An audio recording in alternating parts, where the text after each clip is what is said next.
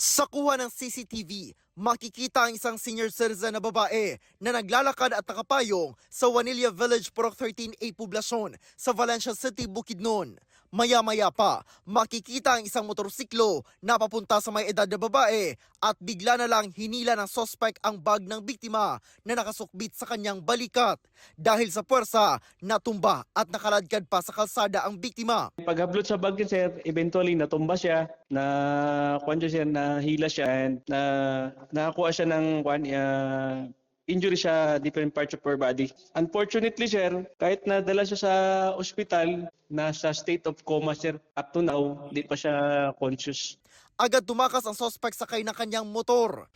Sa iba pang kuhang larawan mula sa CCTV, kita ang sospek na walang suot na helmet, ngunit may pangtakip sa kanyang ulo. Nanawagan ang pulisya sa publiko na makipag-ugnayan sa kanilang tanggapan kung may impormasyon sa pagkakakilanlan ng sospek. Hindi na nagbigay ng pahayag ang pamilya ng biktima. Pawn shop naman sa Caballero Street, Barangay Poblacion, District 1, Pozo Rubio, Pangasinan ang pinunteriya ng mga kawatang sakay din ng motorsiklo. Bumaba raw ang angkas at dumiretso sa pinto ng pawn shop. Nakalak po yung pinto.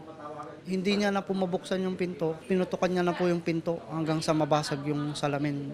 Doon na po nila ako pinasok. Nataon na walang customer sa mga oras na yon. Nataranta raw ang gwardya. Pinadapa siya ng mga sospek kaya hindi na siya nakapalag. Nagtago naman daw ang dalawang empleyado sa loob. Mabilis na tumakas ang mga sospek. Tangay ang iba't ibang klase ng alahas na nagkakahalaga ng humigit kumulang 100,000 piso. Hinabol sila ng mga rumispondeng pulis at nagkaroon ng barilan.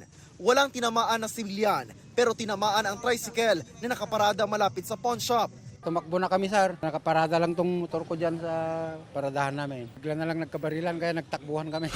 Ayon sa pulisya, 4 ang mga sospek na sakay ng dalawang motorsiklo. Inabandona na lang ang mga motorsiklo sa sitio Linmansangan.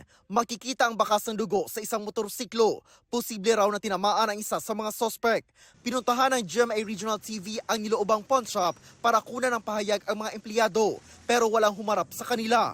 Ayon sa Pangasinan Police Provincial Office, patuloy ang hot pursuit operation upang matunton at maaresto ang mga sospek. Para sa GMA Integrated News, Argil Relator ng GMA Regional TV, ang inyong saksi.